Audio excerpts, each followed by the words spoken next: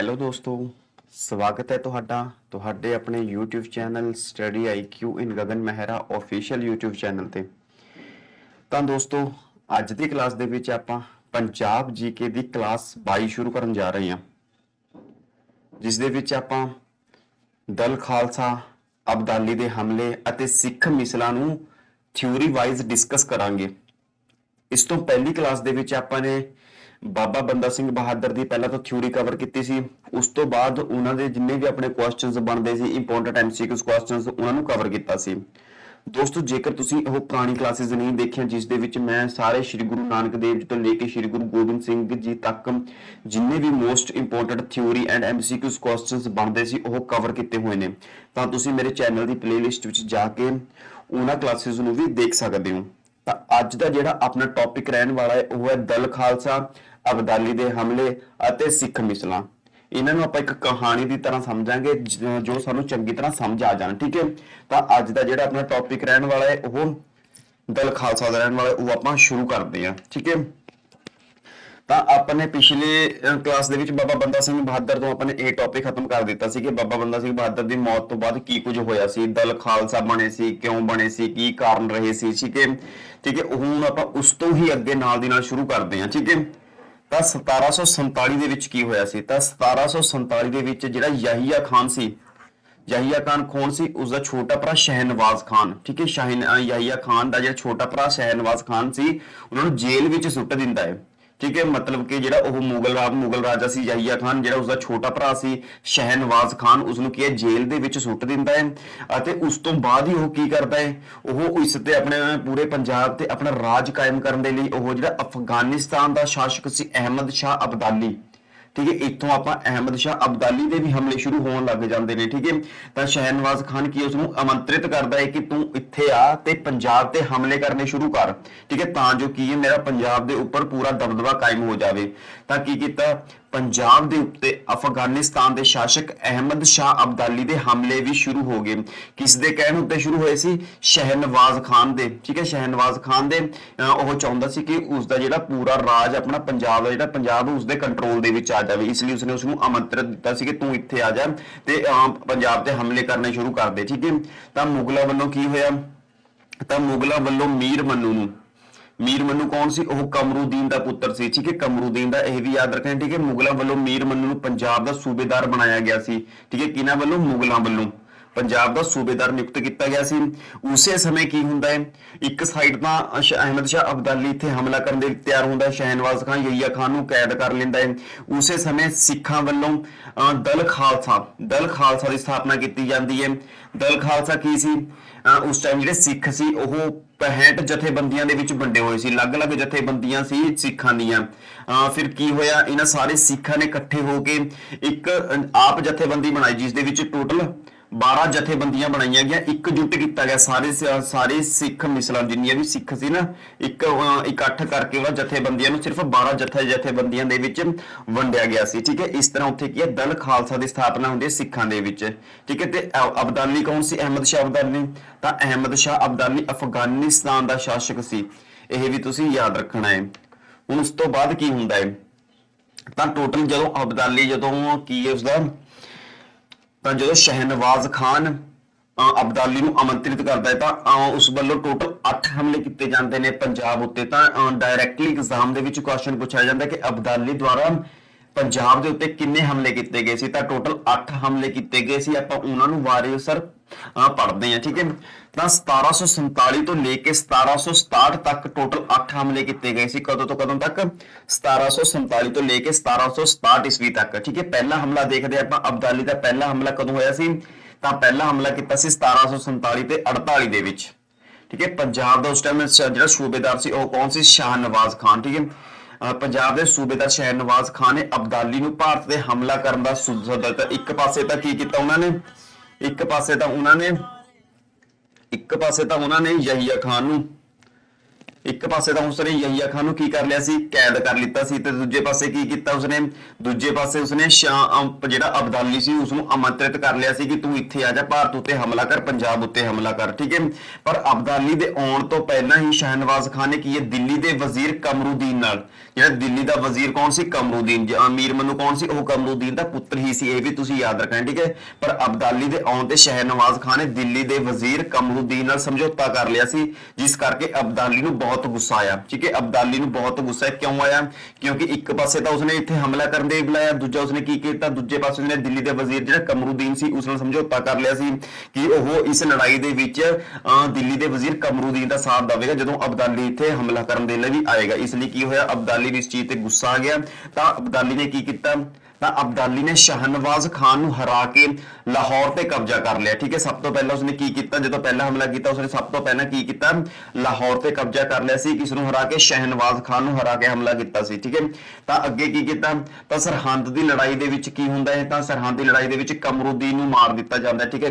ਅੱਗੇ ਸਭ ਤੋਂ ਪਹਿਲਾਂ ਉਸਨੇ ਲਾਹੌਰ ਤੇ ਕਬਜ਼ਾ ਕੀਤਾ, ਉਸ ਤੋਂ ਬਾਅਦ ਆਉਂਦੇ ਆਉਂਦੇ ਰਸਤੇ ਦੇ ਵਿੱਚ ਸਰਹੰਦ ਪਿਆ, ਤਾਂ ਸਰਹੰਦ ਦੇ ਵਿੱਚ ਉਸਨੇ ਕਮਰੂਦੀਨ ਨੂੰ ਖਤਮ ਕਰ ਦਿੱਤਾ, ਠੀਕ ਹੈ। ਸਰਹੰਦ ਤੇ ਆਪਣਾ ਕਬਜ਼ਾ ਕਰ ਲਿਆ, ਠੀਕ ਹੈ। ਪਰ ਜਿਹੜੀ ਮਨਪੁਰ ਦੀ ਲੜਾਈ ਹੈ ਕਾਫੀ ਇੰਪੋਰਟੈਂਟ ਹੈ, ਇਹ ਜਿਹੜੀ ਮਨਪੁਰ ਦੀ ਲੜਾਈ ਹੈ ਇਹ ਕਦੋਂ ਹੋਈ ਸੀ, 1748 ਦੇ ਵਿੱਚ ਹੋਈ ਸੀ। ਇਸ ਦੇ ਵਿੱਚ ਕੀ ਹੈ, ਇਸ ਦੇ ਵਿੱਚ ਜਿਹੜਾ ਅਬਦਾਲੀ ਸੀ ਇਸ ਨੂੰ ਹਰਾ ਦਿੱਤਾ ਗਿਆ ਸੀ, ਇਸ ਦੁਆਰਾ ਹਰਾਇਆ ਗਿਆ ਸੀ, ਉਹ ਮੀਰ ਮੰਨੂ ਦੁਆਰਾ, ਜਿਹੜਾ ਕਮਰੂਦੀਨ ਦਾ ਪੁੱਤਰ ਸੀ, ਦਿੱਲੀ ਦਾ ਵਜ਼ੀਰ ਸੀ ਜਿਹੜਾ ਕਮਰੂਦੀਨ, ਉਸ ਦਾ ਪੁੱਤਰ ਸੀ ਮੀਰ ਮੰਨੂ, ਜਿਸ ਨੂੰ ਕੀ ਹੈ ਅਬਦਾਲੀ ਨੂੰ ਹਰਾ ਦਿੱਤਾ ਸੀ ਮੀਰ ਮੰਨੂ ਨੇ, ਠੀਕ ਹੈ। ਇਸ ਦਾ ਪੂਰਾ ਨਾਮ ਕੀ ਸੀ, ਮੁਈਨ ਉਲ ਮੁਲਕ। ਤਾਂ ਐਗਜ਼ਾਮ ਦੇ ਵਿੱਚ ਪੁੱਛ ਲਿਆ ਜਾਂਦਾ ਹੈ ਕਿ ਮਨਪੁਰ ਦੀ ਲੜਾਈ ਵਿੱਚ ਕਿਸ ਦੀ ਹਾਰ ਹੋਈ ਸੀ, ਤਾਂ ਅਬਦਾਲੀ ਦੀ ਹਾਰ ਹੋਈ ਸੀ। ਕਿਸ ਨੇ ਹਰਾਇਆ ਸੀ, ਤਾਂ ਮੀਰ ਮੰਨੂ ਨੇ ਹਰਾਇਆ ਸੀ। ਤਾਂ ਤੁਸੀਂ ਇਹ ਨੋਟ ਕਰ ਲਿਓ, ਕਾਫੀ ਇੰਪੋਰਟੈਂਟ ਇਹ ਕੁਐਸਚਨ, ਠੀਕ ਹੈ।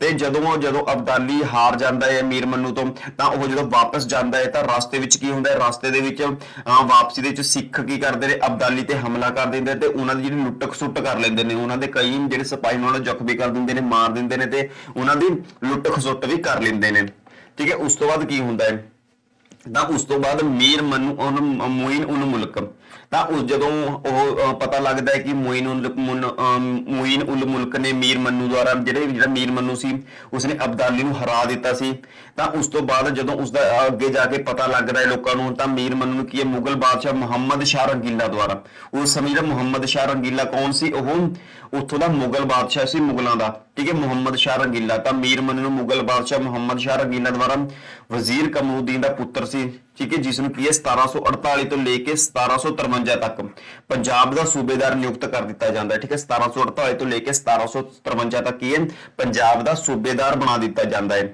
ਉਸ ਤੋਂ ਬਾਅਦ ਕੀ ਹੁੰਦਾ ਹੈ, ਤਾਂ ਉਸ ਤੋਂ ਬਾਅਦ ਮੀਰ ਮੰਨੂ ਨੇ ਜਲੰਧਰ ਦੇ ਫੌਜਦਾਰ ਅਦੀਨਾ ਬੇਗ ਨੂੰ ਸਿੱਖਾਂ ਵਿਰੁੱਧ ਠੋਸ ਕਾਰਵਾਈ ਕਰਨ ਲਈ ਕਿਹਾ।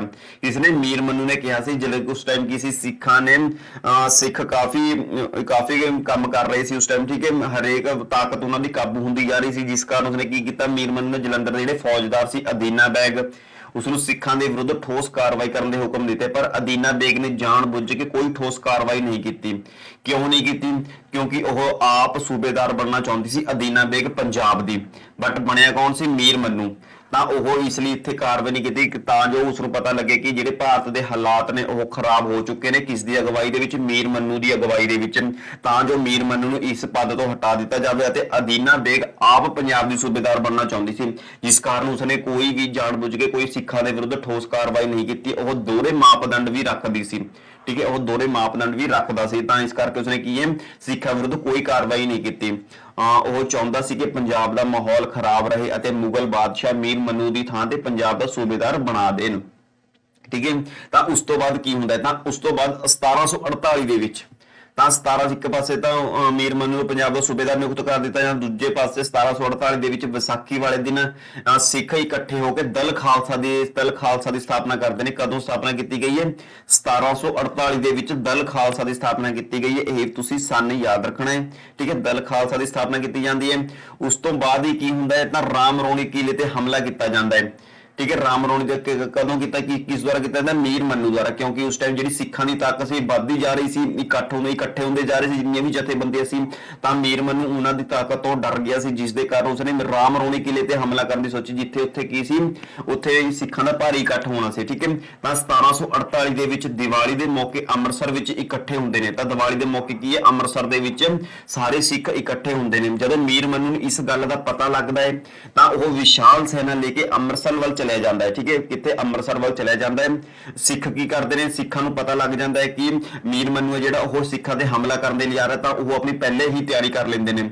ਤਾਂ ਉਹ ਕੀ ਕਰਦੇ ਨੇ, ਰਾਮ ਰੌਣੀ ਕਿਲਾ ਹੈ ਉੱਥੇ ਅੰਮ੍ਰਿਤਸਰ ਦੇ ਵਿੱਚ, ਉੱਥੇ ਸ਼ਰਨ ਲੈ ਲੈਂਦੇ ਨੇ ਅਤੇ ਉੱਥੇ ਆਪਣਾ ਪਕੜ ਮਜ਼ਬੂਤ ਕਰ ਲੈਂਦੇ ਨੇ। ਤਾਂ ਜਦੋਂ ਮੀਰ ਮੰਨੂ ਉੱਥੇ ਆਉਂਦਾ ਹੈ ਤਾਂ ਮੀਰ ਮੰਨੂ ਉਸ ਕਿਲੇ ਨੂੰ ਘੇਰ ਲੈਂਦਾ ਹੈ।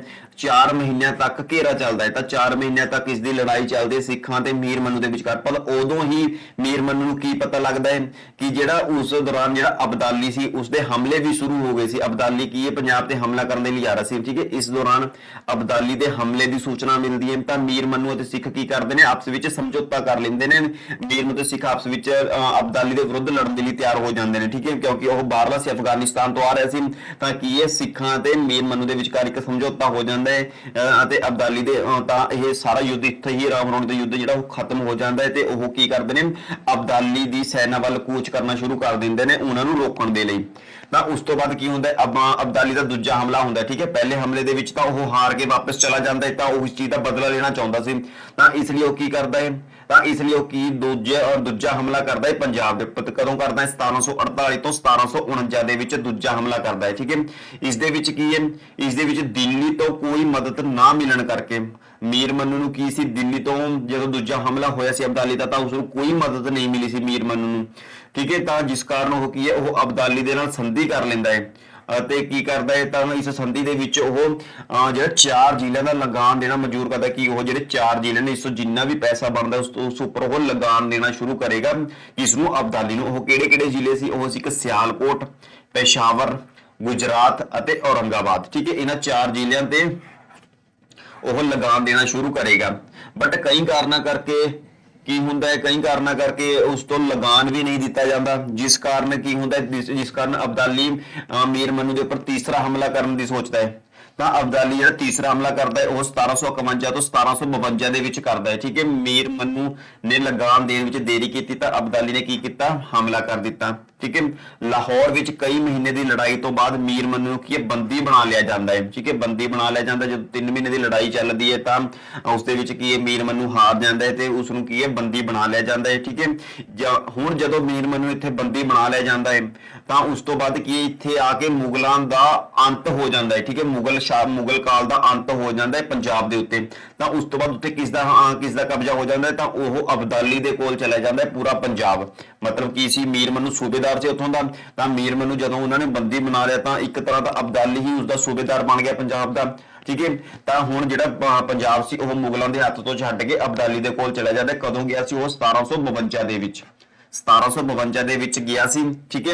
ਤਾਂ ਉਸ ਤੋਂ ਬਾਅਦ ਅਬਦਾਲੀ ਜਿਹੜਾ ਮੀਰ ਮੰਨੂ ਦੀ ਜਿਹੜੀ ਬਹਾਦਰੀ ਤੋਂ ਪ੍ਰਭਾਵਿਤ ਹੋ ਗਿਆ ਸੀ, ਕਿਉਂਕਿ ਉਹ 3 ਮਹੀਨੇ ਲੜਿਆ ਸੀ ਇੰਨੀ ਬਹਾਦਰੀ ਦੇ ਨਾਲ, ਤਾਂ ਉਸ ਤੋਂ ਕੀ ਪ੍ਰਭਾਵਿਤ ਹੋ ਜਾਂਦਾ ਹੈ ਤੇ ਉਸ ਨੂੰ ਪੰਜਾਬ ਦਾ ਦੁਬਾਰਾ ਸੂਬੇਦਾਰ ਬਣਾ ਦਿੰਦਾ ਹੈ। ਠੀਕ ਹੈ। ਪਹਿਲਾਂ ਦਾ ਸੂਬੇਦਾਰ ਸੀ ਉਹ ਮੁਗਲਾਂ ਦੇ ਵੱਲੋਂ, ਬਟ ਹੁਣ ਜਿਹੜਾ ਸੂਬੇਦਾਰ ਬਣਾਇਆ ਜਾਂਦਾ ਉਹ ਅਬਦਾਲੀ ਆਪਣੇ ਵੱਲੋਂ ਬਣਾਉਂਦਾ ਹੈ। ਠੀਕ ਹੈ। ਤਾਂ ਕੀ ਮੀਰ ਮੰਨੂ ਦਾ ਸੂਬੇਦਾਰ ਰਹਿੰਦਾ ਬਟ ਹੁਣ ਮੁਗਲਾਂ ਦੇ ਵੱਲੋਂ ਰਹਿੰਦਾ ਹੈ। ਤਾਂ ਇਹ ਤੁਸੀਂ ਇੱਕ ਚੀਜ਼ ਯਾਦ ਰੱਖਣੀ ਹੈ। ਤਾਂ ਉਸ ਤੋਂ ਬਾਅਦ ਜਦੋਂ ਸੂਬੇਦਾਰ ਬਣ ਜਾਂਦਾ ਤਾਂ 1753 ਦੇ ਵਿੱਚ ਠੀਕ ਹੈ ਮੀਰ ਮੰਨੂ ਦੀ ਕੀ ਹੈ ਮੌਤ ਹੋ ਜਾਂਦੀ ਹੈ। ਠੀਕ ਹੈ। ਮੀਰ ਮੰਨੂ ਮੋਇਨ ਉਲ ਮੁਲਕ ਦੀ ਕੀ ਹੈ ਮੌਤ ਹੋ ਜਾਂਦੀ ਹੈ। ਤਾਂ ਉਸ ਤੋਂ ਬਾਅਦ ਜਿਹੜੀ ਉਸ ਦੀ ਵਿਧਵਾ ਹੁੰਦੀ ਹੈ ਮੁਗਲਾਨੀ ਬੇਗਮ ਨੂੰ ਕੀ ਹੈ ਪੰਜਾਬ ਦਾ ਸੂਬੇਦਾਰ ਨਿਯੁਕਤ ਕਰ ਦਿੱਤਾ ਜਾਂਦਾ ਹੈ। ਠੀਕ ਹੈ। ਮੁਗਲਾਨੀ ਬੇਗਮ ਨੂੰ ਇਹ ਵੀ ਤੁਸੀਂ ਯਾਦ ਰੱਖਣਾ 1753 ਦੇ ਵਿੱਚ ਮਾਂ ਮੀਰ ਮੰਨੂ ਦੀ ਮੌਤ ਹੋ ਜਾਂਦੀ ਹੈ ਤੇ ਉਸ ਦੀ ਵਿਧਵਾ ਨੂੰ ਕੀ ਹੈ ਉਸ ਦਾ ਪੰਜਾਬ ਦਾ ਸੂਬੇਦਾਰ ਨਿਯੁਕਤ ਕਰ ਦਿੱਤਾ ਜਾਂਦਾ ਹੈ। ਠੀਕ ਹੈ। ਹੁਣ ਉਸ ਤੋਂ ਬਾਅਦ ਕੀ ਹੁੰਦਾ ਹੈ, ਤਾਂ 3 ਹਮਲੇ ਹੋ ਗਏ। ਤਾਂ ਅਬਦਾਲੀ ਦਾ ਚੌਥਾ ਹਮਲਾ ਕੀਤਾ ਜਾਂਦਾ ਹੈ ਕਦੋਂ, 1756 ਤੋਂ ਲੈ ਕੇ 1757 ਦੇ ਵਿੱਚ। ਕਿਉਂ ਕੀਤਾ ਜਾਂਦਾ ਹੈ, ਤਾਂ ਮੀਰ ਮੰਨੂ ਦੀ ਮੌਤ ਤੋਂ ਬਾਅਦ ਜਿਹੜੀ ਉਸਦੀ ਵਿਧਵਾ ਨੂੰ ਮੁਗਲਾਨੀ ਪੰਜਾਬ ਦੇ ਸੂਬੇਦਾਰ ਬਣਾ ਦਿੰਦੀ ਹੈ। ਦੂਜੇ ਪਾਸੇ ਕੀ ਹੁੰਦਾ ਹੈ, ਦੂਜੇ ਪਾਸੇ ਮੁਗਲ ਬਾਦਸ਼ਾਹ ਜਿਹੜਾ ਆਲਮਗੀਰ ਦੂਜਾ ਸੀ, ਹੁਣ ਆਲਮਗੀਰ ਦੂਜਾ ਉਸ ਟਾਈਮ ਮੁਗਲ ਬਾਦਸ਼ਾਹ ਬਣ ਗਿਆ। ਠੀਕ ਹੈ। ਆਲਮਗੀਰ ਦੂਜਾ ਮੁਗਲਾਂ ਦਾ, ਤਾਂ ਉਸਨੇ ਕੀ ਕੀਤਾ, ਅਦੀਨਾ ਬੇਗ ਨੂੰ ਪੰਜਾਬ ਦਾ ਗਵਰਨਰ, ਪੰਜਾਬ ਦਾ ਸੂਬੇਦਾਰ ਨਿਯੁਕਤ ਕਰ ਦਿੱਤਾ।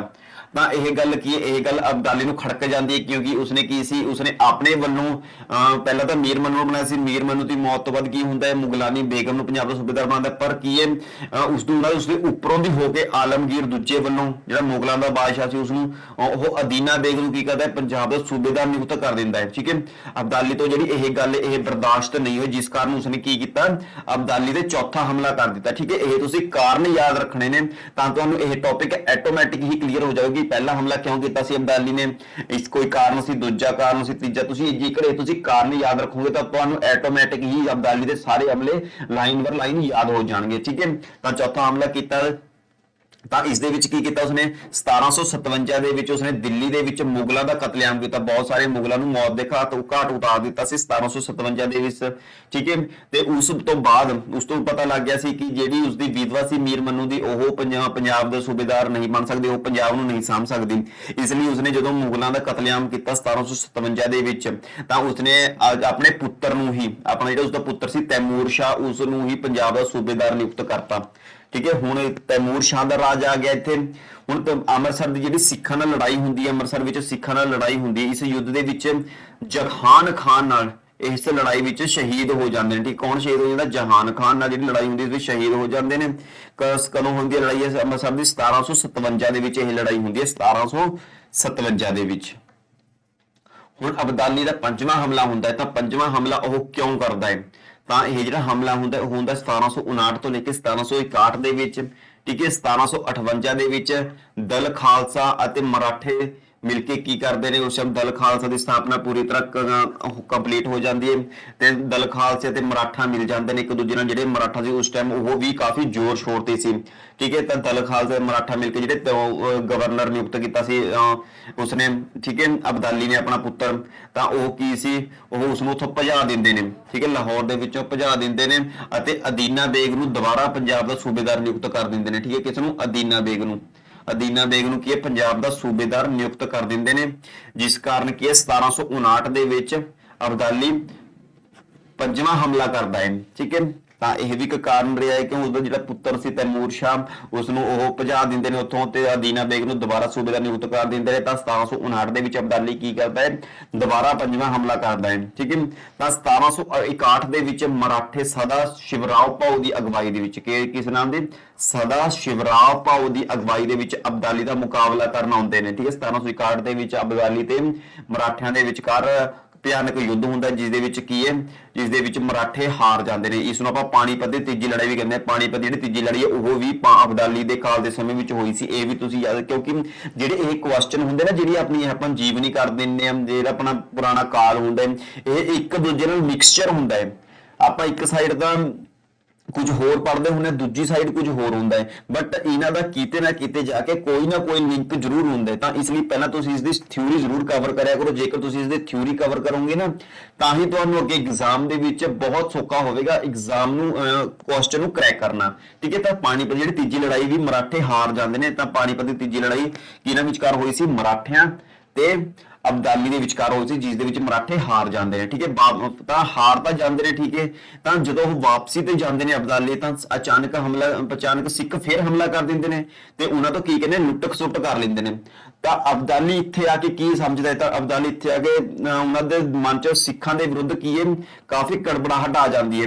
ਤਾਂ ਉਹ ਸਿੱਖਾਂ ਤੋਂ ਇਸ ਚੀਜ਼ ਦਾ ਬਦਲਾ ਲੈਣਾ ਚਾਹੁੰਦਾ ਸੀ, ਜਿਸ ਕਾਰਨ ਕੀ ਉਹਦੇ ਨਾਲ, ਕਿਉਂਕਿ ਉਹ ਬਾਰ-ਬਾਰ ਆਉਂਦੇ ਸੀ, ਜਦੋਂ ਵੀ ਉਹ ਵਾਪਸ ਜਾਂਦੇ ਸੀ ਹਾਰ ਜਾਂ ਜਿੱਤ ਗਏ, ਤਾਂ ਸਿੱਖ ਕੀ ਕਰਦੇ ਸੀ, ਉਹਨਾਂ ਤੇ ਹਮਲਾ ਕਰ ਦਿੰਦੇ ਸੀ ਅਤੇ ਉਹਨਾਂ ਦੇ ਜਿਹੜੇ ਸਿਪਾਹੀ ਸੀ ਉਹਨਾਂ ਨੂੰ ਮੌਤ ਦੇ ਘਾਟ ਉਤਾਰ ਦਿੰਦੇ ਸੀ ਅਤੇ ਜਿਨ੍ਹਾਂ ਉਹਨਾਂ ਕੋਲ ਜੋ ਵੀ ਹੁੰਦਾ ਸੀ ਉਹਨਾਂ ਤੋਂ ਲੁੱਟ ਖਸੁੱਟ ਕਰ ਲੈਂਦੇ ਸੀ, ਜਿਸ ਕਾਰਨ ਅਬਦਾਲੀ ਸਿੱਖਾਂ ਦੇ ਵਿਰੁੱਧ ਕਾਫੀ ਅੱਗੇ ਜਾ ਕੇ ਹਮਲਾ ਕਰਦਾ ਹੈ ਸਿੱਖਾਂ ਦੇ ਵੀ। ਠੀਕ ਹੈ, ਤਾਂ ਅਬਦਾਲੀ ਦਾ ਅੱਗੇ 6ਵਾਂ ਹਮਲਾ ਹੁੰਦਾ ਜਿਸ ਨੂੰ ਆਪਾਂ ਵੱਡਾ ਘੱਲੂਘਾਰਾ ਜਾਣਦੇ ਹਾਂ। ਵੱਡਾ ਘੱਲੂਘਾਰਾ, ਠੀਕ ਹੈ, ਐਗਜ਼ਾਮ ਦੇ ਵਿੱਚ ਛੋਟਾ ਘੱਲੂਘਾਰਾ ਅਤੇ ਵੱਡਾ ਘੱਲੂਘਾਰਾ ਕਾਫੀ ਇੰਪੋਰਟੈਂਟ ਰਹਿਣ ਵਾਲਾ ਟੌਪਿਕ, ਇਹ ਤੁਸੀਂ ਯਾਦ ਰੱਖਣਾ ਹੈ।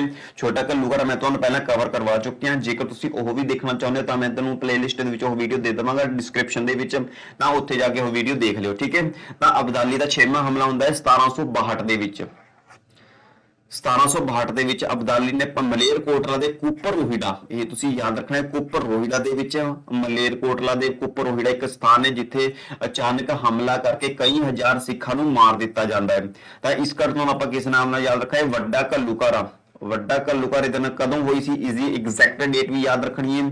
ਤਾਂ 5 ਫਰਵਰੀ 1762 ਨੂੰ ਕੀ ਹੈ, 5 ਫਰਵਰੀ 1762 ਨੂੰ ਇਹ ਵੱਡਾ ਘੱਲੂਘਾਰਾ ਹੁੰਦਾ ਹੈ। ਇਸ ਦੇ ਵਿੱਚ ਕੀ ਫਰਕ ਸੀ ਛੋਟਾ ਘੱਲੂਘਾਰਾ, ਕਿਉਂਕਿ ਜਿਹੜਾ ਛੋਟਾ ਘੱਲੂਘਾਰਾ ਸੀ ਉਸ ਦੇ ਵਿੱਚ ਘੱਟ ਸਿੱਖ ਸ਼ਹੀਦ ਹੋਏ ਸੀ, ਬਟ ਜਿਹੜਾ ਵੱਡਾ ਘੱਲੂਘਾਰਾ ਸੀ ਇਸ ਦੇ ਵਿੱਚ ਹਜ਼ਾਰਾਂ ਦੀ ਸੰਖਿਆ ਦੇ ਵਿੱਚ ਸਿੱਖਾਂ ਨੂੰ ਮੌਤ ਦੇ ਘਾਟ ਉਤਾਰ ਦਿੱਤਾ ਗਿਆ ਸੀ, ਜਿਸ ਕਾਰਨ ਇਸ ਨੂੰ ਵੱਡਾ ਘੱਲੂਘਾਰਾ ਕਿਹਾ ਜਾਂਦਾ ਸੀ। ਠੀਕ ਹੈ, ਇਹ ਕਿੱਥੇ ਵਾਪਰਿਆ ਸੀ, ਇਹ ਮਲੇਰਕੋਟਲਾ ਦੇ ਨੇੜੇ ਇੱਕ ਕੁੱਪਰੋਹੀੜਾ ਪਿੰਡ ਸੀ, ਉੱਥੇ ਵਾਪਰਿਆ ਸੀ। ਕਦੋਂ ਵਾਪਰਿਆ ਸੀ, 5 ਫਰਵਰੀ 1762 ਨੂੰ। ਠੀਕ ਹੈ, ਸਿੱਖ ਜੋ ਕਿ ਮਲੇਰਕੋਟਲਾ ਦੇ ਨੇੜੇ ਇੱਕ ਕੁੱਪ ਵਿਖੇ ਇੱਕ ਟੈਂਟ ਵਿੱਚ ਰਹਿ ਰਹੇ ਸਨ, ਉਹਨਾਂ ਨੂੰ ਅਬਦਾਲੀ ਵੱਲੋਂ ਕੈਦ ਕਰ ਲਿਆ ਗਿਆ ਅਤੇ ਇਸ ਕਤਲੇਆਮ ਦੇ ਵਿੱਚ ਲਗਭਗ 20,000 ਤੋਂ ਲੈ ਕੇ 50,000 ਸਿੱਖ ਔਰਤਾਂ ਦੇ ਬੱਚਿਆਂ ਸਮੇਤ ਮਾਰ ਗਏ। ਠੀਕ ਹੈ, 20,000 ਤੋਂ ਲੈ ਕੇ 50,000 ਕੋਈ ਐਗਜ਼ੈਕਟ ਸੰਖਿਆ ਨਹੀਂ, ਬਟ ਹਾਂ ਇੰਨੇ 20 ਤੋਂ ਲੈ ਕੇ 50,000 ਤੱਕ ਸਿੱਖਾਂ ਦੇ ਔਰਤਾਂ ਦੇ ਬੱਚਿਆਂ ਨੂੰ ਮੌਤ ਦੇ ਘਾਟ ਉਤਾਰ ਦਿੱਤਾ ਗਿਆ ਸੀ ਅਬਦਾਲੀ ਦੁਆਰਾ, ਜਿਸ ਕਾਰਨ ਇਸ ਨੂੰ ਵੱਡਾ ਘੱਲੂਘਾਰਾ ਦੇ ਨਾਮ ਨਾਲ ਜਾਣਦੇ ਆ। ਠੀਕ ਹੈ, ਨਾ 6 ਹਮਲੇ ਹੋ ਗਏ, ਟੋਟਲ 8 ਹਮਲੇ ਕੀਤੇ ਸੀ, 6 ਤਾਂ ਇਹ ਇੰਪੋਰਟੈਂਟ ਸੀ। ਟੋਟਲ 2 ਹਮਲੇ ਹੋਰ ਕੀਤੇ ਸੀ ਅਬਦਾਲੀ ਨੇ 1764 ਤੋਂ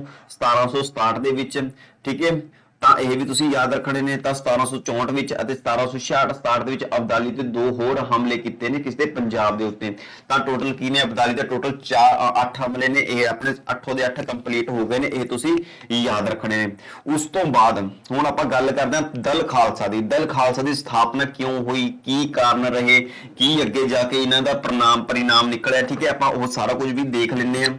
ਤਾਂ ਦਲ ਖਾਲਸਾ ਜਿਹੜੀ ਸਥਾਪਨਾ ਸੀ ਉਹ 1748 ਦੇ ਵਿੱਚ ਹੋਈ ਸੀ। ਠੀਕ ਹੈ, ਜਦੋਂ ਅਬਦਾਲੀ ਦੇ ਹਮਲੇ ਸ਼ੁਰੂ ਹੋ ਗਏ ਸੀ। ਠੀਕ ਹੈ, 1748 ਦੇ ਵਿੱਚ ਵਿਸਾਖੀ ਵਾਲੇ ਦਿਨ ਸਾਰੇ ਸਿੱਖ ਅੰਮ੍ਰਿਤਸਰ ਵਿੱਚ ਇਕੱਠੇ ਹੁੰਦੇ ਨੇ। ਤਾਂ ਅੰਮ੍ਰਿਤਸਰ ਦੇ ਵਿੱਚ ਇਹਨਾਂ ਦਾ ਇਕੱਠ ਹੁੰਦਾ ਸਾਰੇ ਸਿੱਖਾਂ ਦਾ। ਤਾਂ ਨਵਾਬ ਕਪੂਰ ਸਿੰਘ ਦੇ ਕਹਿਣ ਤੇ, ਇਹ ਵੀ ਯਾਦ ਰੱਖਣਾ ਹੈ। ਠੀਕ ਹੈ, ਕਿਸ ਦੇ ਕਹਿਣ ਤੇ ਦਲ ਖਾਲਸਾ ਦੀ ਸਥਾਪਨਾ ਕੀਤੀ ਗਈ ਸੀ, ਤਾਂ ਨਵਾਬ ਕਪੂਰ ਸਿੰਘ ਦੇ ਕਹਿਣ ਤੇ ਦਲ ਖਾਲਸਾ ਦੀ ਸਥਾਪਨਾ ਕੀਤੀ ਗਈ ਸੀ। ਇਹ ਤੁਸੀਂ ਕੁਐਸਚਨ ਨੋਟ ਕਰ ਲਿਓ, ਕਾਫੀ ਇੰਪੋਰਟੈਂਟ ਰਹਿਣ ਵਾਲਾ ਹੈ। ਠੀਕ ਹੈ, ਉਸ ਟਾਈਮ ਜਦੋਂ ਦਲ ਖਾਲਸਾ ਦੀ ਸਥਾਪਨਾ ਹੋ ਜਾਂਦੀ ਹੈ ਨਵਾਬ ਕਪੂਰ ਸਿੰਘ ਦੇ ਕਹਿਣ ਤੇ, ਤਾਂ ਉਸ ਸਮੇਂ ਜਿਹੜਾ ਦਲ ਖਾਲਸਾ ਦਾ ਪ੍ਰਧਾਨ ਹੈ ਜਾਂ ਸੈਨਾਪਤੀ ਕਹਿ ਦਿੰਦੇ ਆ। ਠੀਕ ਹੈ, ਤਾਂ ਕੌਣ ਬਣਦਾ ਹੈ, ਤਾਂ ਜੱਸਾ ਸਿੰਘ ਆਹਲੂਵਾਲੀਆ। ਜੱਸਾ ਸਿੰਘ ਆਹਲੂਵਾਲੀਆ ਨੂੰ ਕੀ ਹੈ, ਦਲ ਖਾਲਸਾ ਦਾ ਪ੍ਰਧਾਨ ਸੈਨਾਪਤੀ ਨਿਯੁਕਤ ਕਰ ਦਿੱਤਾ ਜਾਂਦਾ ਹੈ। ਠੀਕ ਹੈ, ਤਾਂ ਉਸ ਨੂੰ ਜਿਹੜਾ ਜੱਸਾ ਸਿੰਘ ਆਹਲੂਵਾਲੀਆ ਨੂੰ ਪ੍ਰਧਾਨ ਸੈਨਾਪਤੀ ਨਿਯੁਕਤ ਕਰ ਦਿੱਤਾ ਜਾਂਦਾ ਤੇ ਉਸ ਨੂੰ ਹੋਰ ਕਿਸ ਚੀਜ਼ ਦੀ ਉਪਾਧੀ ਦਿੱਤੀ ਜਾਂਦੀ, ਐਗਜ਼ਾਮ ਦੇ ਵਿੱਚ ਬਣਦਾ ਹੈ ਕੁਐਸਚਨ ਇਹ। ਤਾਂ ਸੁਲਤਾਨ ਉਲ ਕੌਮ ਦੀ ਉਪਾਧੀ ਦਿੱਤੀ ਜਾਂਦੀ ਹੈ ਕਿਸ ਨੂੰ, ਜੱਸਾ ਸਿੰਘ ਆਹਲੂਵਾਲੀਆ ਨੂੰ। ਠੀਕ ਹੈ, ਤਾਂ ਜਿਹੜੇ ਆਪਣੀ ਦਲ ਖਾਲਸਾ ਦੀ ਇਸ ਦੇ ਵਿੱਚ ਪਹਿਲਾਂ ਕੀ ਸੀ, ਪਹਿਲਾਂ ਸਿੱਖ ਜਿਹੜੇ ਅਲੱਗ-ਅਲੱਗ ਸੀ, ਅਲੱਗ-ਅਲੱਗ 65 ਜੱਥਿਆਂ ਦੇ ਵਿੱਚ ਵੰਡੇ ਹੋਏ ਸੀ, ਕਾਫੀ ਜੱਥੇ ਬਣੇ ਹੋਏ ਸੀ ਸਿੱਖਾਂ ਦੇ ਅਲੱਗ-ਅਲੱਗ ਤਰ੍ਹਾਂ ਦੇ। ਠੀਕ ਹੈ, ਤਾਂ ਟੋਟਲ 65 ਜੱਥਿਆਂ ਦੇ ਵਿੱਚ ਵੰਡਿਆ ਹੋਇਆ ਸੀ। ਤਾਂ ਕੀ ਕੀਤਾ ਹੁਣ ਫਿਰ ਸਾਰੇ ਸਿੱਖਾਂ ਨੂੰ ਇਕੱਠਿਆ ਕਰਕੇ ਟੋਟਲ 12 ਜੱਥਿਆਂ ਦੇ ਵਿੱਚ ਇਕੱਠਾ ਕਰ ਦਿੱਤਾ ਗਿਆ। ਠੀਕ ਹੈ, 12 ਜੱਥਿਆਂ ਦੇ ਵਿੱਚ ਇਕੱਠਾ ਕਰ ਦਿੱਤਾ ਗਿਆ, ਜਿਸ ਨੂੰ ਕੀ ਕੀਤਾ ਗਿਆ, ਉਹਨਾਂ ਜੱਥਿਆਂ ਨੂੰ ਇੱਕ ਮਿਸਲ ਦਾ ਨਾਮ ਦਿੱਤਾ ਗਿਆ। ਠੀਕ ਹੈ, ਜਿਵੇਂ ਆਪਾਂ ਫੁਲਕੀਆ ਮਿਸਲ, ਸ਼ੁਕਰ ਚਕਲੀਆ, ਆਹਲੂਵਾਲੀਆ। ਠੀਕ ਹੈ, ਜਿਹੜੀ ਆਪਾਂ ਮਿਸਲਾਂ ਪੜ੍ਹਦੇ ਐਗਜ਼ਾਮ ਦੇ ਵਿੱਚ ਵੀ ਕਾਫੀ ਇੰਪੋਰਟੈਂਟ ਰਹਿਣ ਵਾਲੀਆਂ ਨੇ ਇਹ। ਠੀਕ ਹੈ, ਹਰ ਜੱਥੇ ਨੂੰ ਕੀ ਮਿਸਲ ਦਾ ਨਾਮ ਦਿੱਤਾ ਗਿਆ। ਠੀਕ ਹੈ, ਟੋਟਲ 12 ਮਿਸਲਾਂ ਸੀ ਨਾ, ਟੋਟਲ 12 ਮਿਸਲਾਂ, ਪਰ ਦਲ ਖਾਲਸਾ ਦੇ ਵਿੱਚ ਟੋਟਲ 11 ਮਿਸਲਾਂ ਨੂੰ ਹੀ, ਇਹ ਵੀ ਇੰਪੋਰਟੈਂਟ ਰਹਿਣ ਵਾਲਾ 11 ਮਿਸਲਾਂ ਨੂੰ ਹੀ ਦਲ ਖਾਲਸਾ ਦੇ ਵਿੱਚ ਸ਼ਾਮਿਲ ਕੀਤਾ ਗਿਆ ਸੀ। ਠੀਕ ਹੈ, ਦਲ ਖਾਲਸਾ ਦੇ ਵਿੱਚ ਟੋਟਲ 11 ਮਿਸਲਾਂ ਨੂੰ ਹੀ ਸ਼ਾਮਿਲ ਕੀਤਾ ਗਿਆ ਸੀ, ਬਟ ਜਿਹੜੀ ਫੁਲਕੀਆ ਮਿਸਲ ਸੀ ਇਸ ਨੂੰ ਸ਼ਾਮਿਲ ਨਹੀਂ ਕੀਤਾ ਗਿਆ। ਫੁਲਕੀਆ ਮਿਸਲ ਨੂੰ ਇਸ ਦੇ ਵਿੱਚ ਸ਼ਾਮਿਲ ਨਹੀਂ ਕੀਤਾ ਗਿਆ ਸੀ। ਥੋੜੇ ਹੀ ਸਮੇਂ ਦੇ ਵਿੱਚ ਦਲ ਖਾਲਸਾ ਨੇ ਪੰਜਾਬ ਦੇ ਵੱਡੇ ਹਿੱਸੇ ਤੇ ਕਬਜ਼ਾ ਕਰ ਲਿਆ। ਜਦੋਂ ਸਿੱਖ ਇਕੱਠੇ ਹੋ ਗਏ ਤਾਂ ਉਹਨਾਂ ਦੀ ਜਿਹੜੀ ਤਾਕਤ ਸੀ ਉਹ ਕਾਫੀ ਵੱਧ ਗਈ, ਜਿਸ ਦੇ ਕਾਰਨ ਉਹਨਾਂ ਨੇ ਥੋੜੇ ਹੀ ਸਮੇਂ ਦੇ ਵਿੱਚ ਪੰਜਾਬ ਦਾ ਜਿਹੜਾ ਵੱਡਾ ਹਿੱਸਾ ਸੀ ਉਸ ਨੂੰ ਆਪਣੇ ਕਬਜ਼ੇ ਦੇ ਅੰਡਰ ਲੈ ਲਿਆ ਸੀ। ਠੀਕ ਹੈ, 1764 ਦੇ ਵਿੱਚ ਉਹਨਾਂ ਨੇ ਕੀ ਕੀਤਾ, ਸਰਹੰਦ ਨੂੰ ਆਪਣੇ ਕਬਜ਼ੇ ਦੇ ਵਿੱਚ ਲੈ ਲਿਆ ਜਿਹੜਾ ਅਬਦਾਲੀ ਦੇ ਅੰਡਰ ਸੀ। 1765 ਦੇ ਵਿੱਚ ਲਾਹੌਰ ਤੇ ਵੀ ਕਬਜ਼ਾ ਕਰ ਲਿਆ ਸੀ। ਠੀਕ ਹੈ, ਤਾਂ ਇਸ ਤਰ੍ਹਾਂ ਉਹਨਾਂ ਦੀ ਤਾਕਤ ਵੱਧਦੀ ਗਈ। ਠੀਕ ਹੈ, 1783 ਦੇ ਵਿੱਚ ਜਿਹੜਾ ਸਰਦਾਰ ਜੱਸਾ ਸਿੰਘ ਆਹਲੂਵਾਲੀਆ ਸੀ ਉਸ ਦੀ ਮੌਤ ਹੋ ਗਈ, ਜਿਸ ਕਾਰਨ ਕੀ ਹੋ ਗਿਆ, ਦਲ ਖਾਲਸਾ ਦਾ ਅੰਤ ਹੋ ਗਿਆ। ਤਾਂ ਜਿਹੜੇ ਉਹਨਾਂ ਦੇ ਜਥੇਬੰਦੀਆਂ ਸੀ, ਜਿਹੜੇ ਪ੍ਰਧਾਨ ਚੁਣੇ ਹੋਏ ਸੀ, ਉਹ ਆਪਣੇ ਆਪ ਨੂੰ ਆਪਣੇ ਆਪ ਨੂੰ ਰਾਜਾ ਮਹਾਰਾਜਾ ਵਾਂਗ ਸਮਝਣ ਲੱਗ ਪਏ ਅਤੇ ਰਾਜਾ ਮਹਾਰਾਜਾ ਵਰਗਾ ਜੀਵਨ ਬਤੀਤ ਕਰਨ ਲੱਗੇ, ਜਿਸ ਕਾਰਨ ਕੀ ਸੀ, ਦਲ ਖਾਲਸਾ ਦਾ ਅੰਤ ਹੋ ਗਿਆ ਸੀ 1783 ਦੇ ਵਿੱਚ। ਠੀਕ ਹੈ, ਆਪਾਂ ਕੁਝ ਜਿਹੜੇ ਮਿਸਲ ਕੀਤੀ ਆਪਾਂ ਇਸ ਦੇ ਕੁਝ ਆਪਾਂ ਦੇਖ ਲੈਣਾ ਮੇਨ ਟੌਪਿਕ ਜਿਹੜੇ ਐਗਜ਼ਾਮ ਦੇ ਲਈ ਕਾਫੀ ਇੰਪੋਰਟੈਂਟ ਨੇ। ਤਾਂ ਜਿਹੜੇ ਮਿਸਲ ਸ਼ਬਦ ਸੀ ਇਹ ਫਾਰਸੀ ਭਾਸ਼ਾ ਦਾ ਸ਼ਬਦ ਸੀ। ਠੀਕ ਹੈ, ਫਾਰਸੀ ਭਾਸ਼ਾ ਤੋਂ ਲਿਆ ਗਿਆ ਸੀ, ਜਿਸ ਦਾ ਮਤਲਬ ਕੀ ਸੀ, ਇੱਕ ਸਮਾਨ ਜਾਂ ਬਰਾਬਰ, ਮਤਲਬ ਕਿ ਜਿੰਨੀਆਂ ਵੀ ਮਿਸਲਾਂ ਸੀ 12 ਦੀਆਂ 12 ਮਿਸਲਾਂ ਇੱਕ ਸਮਾਨ ਸੀ ਤੇ ਇੱਕ ਬਰਾਬਰ ਸੀ ਉਹ। ਠੀਕ ਹੈ, ਕੁੱਲ ਮਿਸਲਾਂ 12 ਸੀ, ਜਿਸ ਦੇ ਵਿੱਚ ਦਲ ਖਾਲਸਾ ਦੇ ਟੋਟਲ 11 ਮਿਸਲਾਂ ਨੂੰ ਸ਼ਾਮਿਲ ਕੀਤਾ ਗਿਆ। ਠੀਕ ਹੈ, ਫੁਲਕੀਆ ਮਿਸਲ ਨੂੰ ਕੀ ਹੈ, ਦਲ ਖਾਲਸਾ ਦੇ ਸ਼ਾਮਿਲ ਨਹੀਂ ਕੀਤਾ ਗਿਆ, ਕਿਉਂਕਿ ਫੁਲਕੀਆ ਮਿਸਲ ਨੇ ਕੀ ਸੀ, ਅਬਦਾਲੀ ਦੇ ਨਾਲ ਸਮਝੌਤਾ ਕਰ ਲਿਆ ਸੀ, ਜਿਸ ਦੇ ਕਾਰਨ ਫੁਲਕੀਆਂ ਮਿਸਲ ਨੂੰ ਉਸ ਦੇ ਵਿੱਚ ਸ਼ਾਮਿਲ ਨਹੀਂ ਕੀਤਾ ਗਿਆ ਦਲ ਖਾਲਸਾ ਦੇ ਵਿੱਚ। ਠੀਕ ਹੈ, ਤਾਂ ਮਿਸਲਾਂ ਜਿਹੜੇ ਪ੍ਰਮੁੱਖ ਕੇਂਦਰੀ ਸੰਸਥਾ ਸੀ ਉਹ ਕਿਹੜੀ ਸੀ? ਸਰਬੱਤ ਖਾਲਸਾ ਅਤੇ ਗੁਰਮਤਾ। ਤਾਂ ਟੋਟਲ ਦੋ ਪ੍ਰਮੁੱਖ ਕੇਂਦਰੀ ਸੰਸਥਾਵਾਂ ਸੀ, ਸਰਬੱਤ ਖਾਲਸਾ ਅਤੇ ਗੁਰਮਤਾ ਸਥਾਪਿਤ ਕੀਤੀਆਂ ਗਈਆਂ ਸੀ। ਗੁਰਮਤਾ ਤੋਂ ਭਾਵ ਸੀ ਗੁਰੂ ਦਾ ਫੈਸਲਾ, ਠੀਕ ਹੈ, ਜਿਸ ਦੇ ਵਿੱਚ ਗੁਰੂ ਗ੍ਰੰਥ ਜੀ ਦੀ ਹਾਜ਼ਰੀ ਅਤੇ ਸਰਬੱਤ ਖਾਲਸਾ ਵੱਲੋਂ ਪਾਰਿਤ ਕੀਤਾ ਗਿਆ ਮਤਾ ਸੀ। ਠੀਕ ਹੈ, ਤਾਂ ਸਿੱਖ ਮਿਸਲ ਦੇ ਮੁਖੀ ਨੂੰ ਆਪਾਂ ਕੀ ਕਹਾਂਗੇ? ਸਰਦਾਰ ਕਹਾਂਗੇ। ਇਹ ਵੀ ਐਗਜ਼ਾਮ ਦੇ ਵਿੱਚ ਬਣ ਸਕਦਾ ਹੈ ਕੁਐਸਚਨ। ਹੁਣ ਉਸ ਤੋਂ ਬਾਅਦ ਟੋਟਲ 11 ਮਿਸਲਾਂ ਸੀ, ਆਪਾਂ ਉਹਨਾਂ ਦੇ ਸੰਸਥਾਪਕ ਵੀ ਦੇਖ ਲੈਂਦੇ ਹਾਂ, ਕਿਹੜੇ ਕਿਹੜੇ ਇਲਾਕੇ ਦਿੱਤੇ ਗਏ ਉਹਨਾਂ ਨੂੰ। ਠੀਕ ਹੈ, ਆਪਾਂ ਇਹ ਵੀ ਕਾਫੀ ਇੰਪੋਰਟੈਂਟ ਹੈ, ਤਾਂ ਤੁਸੀਂ ਇਹਨਾਂ ਵਿੱਚ ਤਾਂ ਤੁਸੀਂ ਕੋਈ ਕੁਐਸਚਨ ਛੱਡਿਓ ਨਾ, ਕਿਉਂਕਿ ਜਿੰਨੇ ਵੀ ਇਹ ਕੁਐਸਚਨ ਬਣਨਗੇ ਇਹ ਕਾਫੀ ਇੰਪੋਰਟੈਂਟ ਰਹਿਣਗੇ ਤੁਹਾਡੇ ਐਗਜ਼ਾਮ ਦੇ ਪੁਆਇੰਟ ਆਫ View ਨਾਲ।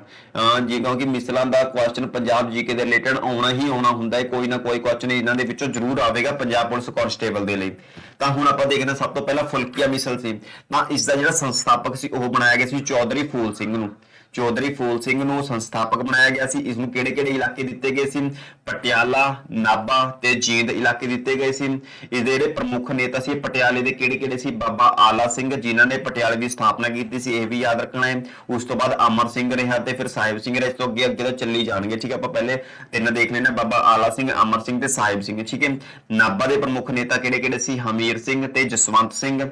ਜੀਂਦ ਦੇ ਪ੍ਰਮੁੱਖ ਨੇਤਾ ਕਿਹੜੇ ਰਹੇ ਸੀ? ਰਾਜਪਤ ਸਿੰਘ ਤੇ ਭਾਗ ਸਿੰਘ। ਬਸ ਤੁਸੀਂ ਮੇਨ ਚੀਜ਼ ਤਾਂ ਸੰਸਥਾਪਕ ਯਾਦ ਰੱਖਣੇ ਨੇ, ਚੌਧਰੀ ਫੂਲ ਸਿੰਘ। ਠੀਕ ਹੈ, ਇਸ ਕੋਲ ਕਿਹੜੇ ਕਿਹੜੇ ਇਲਾਕੇ ਆਉਂਦੇ ਸੀ? ਠੀਕ ਹੈ, ਉਸ ਤੋਂ ਬਾਅਦ ਦੇਖਦੇ ਆਪਾਂ ਆਹਲੂਵਾਲੀਆ ਮਿਸਲ। ਸੰਸਥਾਪਕ ਕੌਣ ਸੀ? ਜੱਸਾ ਸਿੰਘ ਆਹਲੂਵਾਲੀਆ। ਠੀਕ ਹੈ, ਉਹ ਕੌਣ ਸੀ? ਉਹ ਲਾਹੌਰ ਦੇ ਨੇੜੇ ਆਹੂਲ ਪਿੰਡ ਦੇ ਰਹਿਣ ਵਾਲੇ ਸੀ, ਇਸ ਕਰਕੇ ਇਸ ਮਿਸਲ ਦਾ ਨਾਮ ਕੀ ਰੱਖਿਆ ਗਿਆ? ਆਹਲੂਵਾਲੀਆ ਮਿਸਲ ਰੱਖਿਆ ਗਿਆ। ਠੀਕ ਹੈ, ਇਸ ਦੀ ਜਿਹੜੀ ਰਾਜਧਾਨੀ ਸੀ ਉਹ ਕਪੂਰਥਲਾ ਸੀ। ਇਲਾਕੇ ਕਿਹੜੇ ਕਿਹੜੇ ਦਿੱਤੇ ਗਏ ਸੀ ਇਹਨਾਂ ਨੂੰ? ਕਪੂਰਥਲਾ, ਹੁਸ਼ਿਆਰਪੁਰ ਤੇ ਸੁਲਤਾਨਪੁਰ ਦਿੱਤੇ ਗਏ ਸੀ। ਠੀਕ ਹੈ, ਆਹਲੂਵਾਲੀਆ ਮਿਸਲ ਨੂੰ। ਹੁਣ ਉਸ ਤੋਂ ਬਾਅਦ ਆਉਂਦੀ ਆਪਣੇ ਕੋਲ ਫੈਜ਼ਲਪੁਰੀਆ ਮਿਸਲ। ਇਸ ਨੂੰ ਆਪਾਂ ਸਿੰਘਪੁਰੀਆ ਮਿਸਲ ਦੇ ਨਾਮ ਨਾਲ ਵੀ ਜਾਣਦੇ ਹਾਂ। ਇਸ ਦੇ ਸੰਸਥਾਪਕ ਕੌਣ ਸੀ? ਨਵਾਬ ਕਪੂਰ ਸਿੰਘ ਸੀ। ਇਲਾਕੇ ਕਿਹੜੇ ਕਿਹੜੇ ਦਿੱਤੇ ਗਏ? ਜਲੰਧਰ, ਲੁਧਿਆਣਾ, ਪੱਟੀ, ਨੂਰਪੁਰ। ਠੀਕ ਹੈ, ਜਲੰਧਰ, ਲੁਧਿਆਣਾ, ਪੱਟੀ ਤੇ ਨੂਰਪੁਰ ਇਲਾਕੇ ਦਿੱਤੇ ਗਏ। ਰਾਜਧਾਨੀ ਕਿਹੜੀ ਸੀ? ਜਲੰਧਰ ਰਾਜਧਾਨੀ ਸੀ ਇਹਨਾਂ ਦੀ। ਤੇ ਨਵਾਬ ਕਪੂਰ ਸਿੰਘ ਤੋਂ ਬਾਅਦ ਖੁਸ਼ਹਾਲ ਸਿੰਘ ਰਹੇ ਨੇ ਇਸ ਦੇ ਸੰਸਥਾਪਕ ਤੇ ਬੁੱਧ ਸਿੰਘ। ਠੀਕ ਹੈ, ਅੱਗੇ ਤੋਂ ਅੱਗੇ ਇਹ ਚੱਲਦੀਆਂ ਰਹਿੰਦੀਆਂ ਨੇ, ਅੱਗੇ ਜਾ ਕੇ ਇਹਨਾਂ ਦਾ ਅੰਤ ਹੋ ਜਾਂਦਾ ਹੈ, ਬਟ ਜਦੋਂ ਤੱਕ ਚੱਲਦੀਆਂ ਨੇ ਅੱਗੇ ਤੋਂ ਅੱਗੇ ਇਹਨਾਂ ਦੇ ਸੰਸਥਾਪਕ ਆਉਂਦੇ ਰਹਿਣਗੇ। ਤਾਂ ਅੱਗੇ ਆਉਂਦੀ ਹੈ ਭੰਗੀ ਮਿਸਲ। ਇਸ ਦੇ ਸੰਸਥਾਪਕ ਕੌਣ ਸੀ? ਛੱਜਾ ਸਿੰਘ। ਅਸਲੀ ਸੰਸਥਾਪਕ ਪੁੱਛਣਾ ਤਾਂ ਹਰੀ ਸਿੰਘ ਸੀ। ਠੀਕ ਹੈ, ਜਿਹੜੇ ਇਹਨਾਂ ਦੇ ਸੰਸਥਾਪਕ ਨੇ ਉਹ ਹਰੀ ਸਿੰਘ ਸੀ, ਬਟ ਉਸ ਤੋਂ ਬਾਅਦ ਅੱਗੇ ਆ ਗਿਆ ਛੱਜਾ ਸਿੰਘ। ਠੀਕ ਹੈ, ਇਵੇਂ ਅੱਗੇ ਤੋਂ ਅੱਗੇ ਇਹਨਾਂ ਦੀ ਮਿਸਲਾਂ ਦੇ ਸੰਸਥਾਪਕ ਚੱਲਦੇ ਨੇ। ਰਾਜਧਾਨੀ ਕਿਹੜੀ ਸੀ ਇਹਨਾਂ ਦੀ? ਅੰਮ੍ਰਿਤਸਰ ਸੀ। ਇਲਾਕੇ ਕਿਹੜੇ ਕਿਹੜੇ ਦਿੱਤੇ ਗਏ? ਲਾਹੌਰ, ਅੰਮ੍ਰਿਤਸਰ, ਸਿਆਲਕੋਟ ਤੇ ਗੁਜਰਾਤ। ਟੋਟਲ 4 ਇਲਾਕੇ ਦਿੱਤੇ ਗਏ ਨੇ ਇਹਨਾਂ ਨੂੰ। ਬਾਕੀ ਪ੍ਰਸਿੱਧ ਨੇਤਾ ਕਿਹੜੇ ਕਿਹੜੇ ਰਹੇ ਇਹਨਾਂ ਦੇ? ਝੰਡਾ ਸਿੰਘ ਹੋ ਗਿਆ, ਗੰਡਾ ਸਿੰਘ ਹੋ ਗਿਆ। ਜਿਹੜੇ ਛੱਜਾ ਸਿੰਘ ਤੋਂ ਅੱਗੇ ਲੰਘੇ ਨੇ ਉਹ ਬਣ ਜਾਂਦੇ ਨੇ ਝੰਡਾ ਸਿੰਘ ਤੇ ਗੰਡਾ ਸਿੰਘ। ਠੀਕ ਹੈ, ਇਹਨਾਂ ਦਾ ਭੰਗੀ ਮਿਸਲ ਨਾਮ ਕਿਉਂ ਪਿਆ ਸੀ? ਤਾਂ ਬਹੁਤ ਭੰਗ ਪੀਣ ਕਰਕੇ ਇਸ ਮਿਸਲ ਨੂੰ ਭੰਗੀ ਮਿਸਲ ਦੇ ਨਾਮ ਤੇ ਪ੍ਰਸਿੱਧ ਹੋਈ ਸੀ, ਜ਼ਿਆਦਾ ਭੰਗ ਪੀਣ ਦੇ ਕਰਕੇ। ਹੁਣ ਅੱਗੇ ਆਂਦੀ ਹੈ ਆਪਣੇ ਕੋਲ ਰਾਮਗੜੀਆ ਮਿਸਲ। ਠੀਕ ਹੈ, ਰਾਮਗੜੀਆ ਮਿਸਲ ਦੇ ਵਿੱਚ ਕੌਣ ਸੀ? ਨੰਦ ਸਿੰਘ ਜੱਥਾ ਵੀ ਕਹਿ ਦਿੰਦੇ ਆ ਇਸ ਨੂੰ ਆਪਾਂ, ਰਾਮਗੜੀਆ ਮਿਸਲ ਨੂੰ। ਠੀਕ ਹੈ, ਇਸ ਦੇ ਸੰਸਥਾਪਕ ਕੌਣ ਰਹੇ ਨੇ? ਖੁਸ਼ਹਾਲ ਸਿੰਘ ਤੇ ਨੰਦ ਸਿੰਘ। ਖੁਸ਼ਹਾਲ ਸਿੰਘ ਤੇ ਨੰਦ ਸਿੰਘ ਕੌਣ ਸੀ? ਇਸ ਦੇ ਸੰਸਥਾਪਕ ਸੀ। ਅਸਲੀ ਸੰਸਥਾਪਕ ਕੌਣ ਰਹੇ ਨੇ? ਐਗਜ਼ਾਮ ਦੇ ਵਿੱਚ ਇਹਨਾਂ 'ਚ ਕਾਫੀ ਕਨਫਿਊਜ਼ਨ ਹੁੰਦੀ ਹੈ ਕਿ ਕਈ ਵਾਰ ਅਸਲੀ ਸੰਸਥਾਪਕ ਪੁੱਛ ਲੈਂਦੇ ਨੇ, ਕਈ ਵਾਰ ਸਿੱਧਾ ਸੰਸਥਾਪਕ ਪੁੱਛ ਲੈਂਦੇ ਨੇ। ਤਾਂ ਤੁਸੀਂ ਇਹ ਨੋਟ ਡਾਊਨ ਕਰ ਲੈਣਾ, ਜੇਕਰ ਅਸਲੀ ਸੰਸਥਾਪਕ ਪੁੱਛਣ ਤਾਂ ਜੱਸਾ ਸਿੰਘ ਰਾਮਗੜੀਆ, ਤੇ ਵੈਸੇ ਸੰਸਥਾਪਕ ਕੱਲਾ ਆ ਜੇ ਤਾਂ ਖੁਸ਼ਹਾਲ ਸਿੰਘ ਤੇ ਨੰਦ ਸਿੰਘ ਲਿਖਿਆ। ਇਹਨਾਂ ਦੇ ਵਿੱਚ ਤੁਸੀਂ ਕੋਈ ਵੀ ਆਪਸ਼ਨ ਹੋਵੇ ਤਾਂ ਤੁਸੀਂ ਟਿਕ ਕਰ ਸਕਦੇ ਹੋ। ਮੇਨ ਆਪਾਂ ਨੇ ਜੱਸਾ ਸਿੰਘ ਰਾਮਗੜੀਆ ਹੀ ਰੱਖਣੀ ਹੈ। ਇਲਾਕੇ ਕਿਹੜੇ ਕਿਹੜੇ ਦਿੱਤੇ ਗਏ ਇਹਨਾਂ ਨੂੰ? ਦੀਪਾਲਪੁਰ, ਕਲਾਨੌਰ, ਬਟਾਲਾ, ਉੜਮੁੜ, ਢਾਂਡਾ। ਠੀਕ ਹੈ, ਦੀਪਾਲਪੁਰ, ਕਲਾਨੌਰ, ਬਟਾਲਾ ਤੇ ਉੜਮੁੜ, ਢਾਂਡਾ ਇਹਨਾਂ ਨੂੰ ਇਲਾਕੇ ਦਿੱਤੇ ਗਏ। ਰਾਜਧਾਨੀ ਕਿਹੜੀ ਦਿੱਤੀ ਗਈ? ਸ਼੍ਰੀ ਹਰਗੋਬਿੰਦਪੁਰ ਬਣਾਇਆ ਗਿਆ। ਬਾਕੀ ਪ੍ਰਸਿੱਧ ਨੇਤਾ ਜੋਤ ਸਿੰਘ ਹੋ ਗਿਆ। ਠੀਕ ਹੈ, ਜੋਤ ਸਿੰਘ ਵੀ ਇਹਨਾਂ ਦੇ ਸੰਸਥਾਪਕ ਵੱਲੋਂ ਨਿਯੁਕਤ ਕੀਤੇ ਗਏ ਸੀ। ਅੱਗੇ ਆ ਗਈ ਆਪਣੇ ਕੋਲ ਸ਼ੁਕਰ ਚੱਕੀਆ ਮਿਸਲ। ਸ਼ੁਕਰ ਚੱਕੀਆ ਮਿਸਲ ਦੇ ਸੰਸਥਾਪਕ ਕੌਣ ਸੀ? ਚੜਤ ਸਿੰਘ ਤੇ ਬੁੱਧ ਸਿੰਘ। ਰਾਜਧਾਨੀ ਕਿਹੜੀ ਸੀ? ਗੁਜਰਾਂਵਾਲਾ। ਇਲਾਕੇ ਕਿਹੜੇ ਸੀ? ਐਮਨਾਬਾਦ, ਗੁਜਰਾਂਵਾਲਾ ਤੇ ਸਿਆਲਕੋਟ। ਬਾਕੀ ਪ੍ਰਸਿੱਧ ਨੇਤਾ ਕਿਹੜੇ ਸੀ? ਮਹਾ ਸਿੰਘ ਤੇ ਮਹਾਰਾਜਾ ਰਣਜੀਤ ਸਿੰਘ ਇਸ ਦੇ ਪ੍ਰਮੁੱਖ ਨੇਤਾ ਰਹੇ ਨੇ। ਅੱਗੇ ਸ਼ੁਕਰ ਚੱਕੀਆ ਮਿਸਲ ਮਹਾਰਾਜਾ ਰਣਜੀਤ ਸਿੰਘ ਦੁਆਰਾ ਕਾਫੀ ਹੱਦ ਤੱਕ ਚਲਾਈ ਗਈ ਸੀ, ਉਹ ਆਪਾਂ ਅੱਗੇ ਵੀ ਕਵਰ ਕਰਾਂਗੇ ਇਸ ਨੂੰ। ਠੀਕ ਹੈ, ਅੱਗੇ ਆ ਗਈ ਆਪਣੇ ਕੋਲ ਕਨਹਈਆ ਮਿਸਲ। ਤਾਂ ਕਨਹਈਆ ਮਿਸਲ ਦੇ ਸੰਸਥਾਪਕ ਸੀ ਆਪਣੇ ਕੋਲ ਜੈ ਸਿੰਘ, ਨਿਵਾਸੀ ਕਾਹਨਾ ਪਿੰਡ ਤੋਂ ਕਨਹਈਆ ਮਿਸਲ ਨਾਮ ਪਿਆ। ਇਲਾਕੇ ਕਿਹੜੇ ਦਿੱਤੇ ਗਏ? ਮੁਕੇਰੀਆ, ਗੁਰਦਾਸਪੁਰ ਤੇ ਪਠਾਨਕੋਟ ਦਿੱਤੇ ਗਏ। ਰਾਜਧਾਨੀ ਕਿਹੜੀ ਸੀ? ਸੋਹੀਆ ਤੇ ਗੁਰਦਾਸਪੁਰ। ਜੈ ਸਿੰਘ ਦੀ ਮੌਤ ਤੋਂ ਬਾਅਦ ਸਦਾ ਕੌਰ ਇਸ ਮਿਸਲ ਦੀ ਨੇਤਾ ਬਣਦੀ ਹੈ। ਠੀਕ ਹੈ, ਜੈ ਸਿੰਘ ਜਦੋਂ ਮੌਤ ਹੋ ਜਾਂਦੀ ਹੈ ਤਾਂ ਸਦਾ ਕੌਰ ਹੈ ਕਿ ਇਸ ਮਿਸਲ ਦੀ ਨੇਤਾ ਬਣਦੀ ਹੈ। ਸਦਾ ਕੌਰ ਕੌਣ ਸੀ? ਤਾਂ ਇਹ ਮਹਾਰਾਜਾ ਰਣਜੀਤ ਸਿੰਘ ਸੀ, ਸੱਸ ਸੀ। ठीक है। तो यह भी याद रखना है तुसीं। अगे डल्लेवालिया मिसल के संस्थापक कौन सी? तो गुलाब सिंह डल्लेवालिया मिसल के संस्थापक बने सी। इलाके किहड़े-किहड़े दिते गए उन्होंने? फिलौर, राहो, नकोदर ते बत्तोवाल का इलाका दिता गया। ठीक है। राजधानी किहड़ी रही है इन्हां दी? राहो राजधानी रही है। बाकी प्रसिद्ध नेता कौन सी? तारा सिंह इसके प्रसिद्ध नेता रहे ने। ठीक है, डल्लेवालिया मिसल हो गई। ठीक है, अगे आ गई अपने को नकई मिसल। नकई मिसल के संस्थापक हीरा सिंह सी। इलाके किहड़े दिते गए? कसूर, नक्का, चुन्निया। राजधानी किहड़ी सी इन्हां दी? चुन्निया सी। बाकी प्रसिद्ध नेता कौन सी? करण सिंह ते रण सिंह। तो इस दे विच तुसीं ज्यादा कन्फ्यूजन हो क्योंकि तुहानूं लग रहा होना कि ये जिहड़ा टॉपिक है काफी वड्डा चलिया गया मिसलां दा, बट तुसीं मेन इन्हां दे संस्थापक ही याद रखने। जेकर इन्हां दे इलाके दे राजधानी तुहानूं याद हुंदे तां ठीक ने, बट इन्हां दे संस्थापक तुहानूं याद होने ही चाहिए ने। ठीक है। तो अगे मनदे अपने कोल निशान वालिया मिसल। निशान वाले मिसल संस्थापक कौन सी? दामोदा सिंह ते संगत सिंह। दामोदा सिंह ते संगत सिंह निशान वाली मिसल के संस्थापक रहे ने। इलाके किहड़े-किहड़े सी इन्हां कोल? अंबाला, शाहबाद ते दोराहा। ये तीन इलाके दिते गए निशान वाले मिसल नूं। राजधानी किहड़ी सी? सिंहवाला सी। बाकी प्रसिद्ध होर किहड़ा नेता रहा सी इन्हां दा? मोहन सिंह इन्हां दा अगला नेता रहा सी। हुण उस तो बाद आती है शहीदा मिसल। निहंग मिसल कह दिंदे आ, शहीदां वाली मिसल। ठीक है, निहंग मिसल। तो इसके संस्थापक बाबा दीप सिंह सी। ठीक है, बाबा दीप सिंह सी। इलाके किहड़े दिते गए? शहजादपुर ते सहारनपुर इलाके दिते गए। राजधानी किहड़ी बनाई गई? शहजादपुर बनाई गई। ठीक है।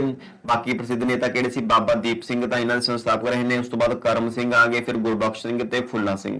तां अगे नेता चलते रहे इन्हां दे। ठीक है। इस मिसल विच निहंग होण कारण इस मिसल नूं निहंग मिसल भी कहा जाता है। तां निहंगां दा नाम होण करके इसनूं निहंग मिसल दा नाम दिता गया सी। हुण उस तो बाद आ गई अपने कोल करोड़ सिंघिया मिसल। करोड़ सिंघिया मिसल के संस्थापक कौन रहे ने? तां ओह रहे ने करोड़ सिंह। निवासी पंजगड़िया पिंड सी। ठीक है, इस करके इस मिसल नूं पंजगड़िया मिसल भी कहा जाता है। इलाके किहड़े दिते गए? नवां शहर, बंगा ते यमुनानगर इलाका दिता गया। राजधानी किहड़ी सी? छछरौली दिती गई राजधानी इन्हां नूं। बाकी प्रसिद्ध नेता किहड़े सी? बघेल सिंह सी ते जोध सिंह सी। तां तुसीं इह भी याद रखने ने। ठीक है।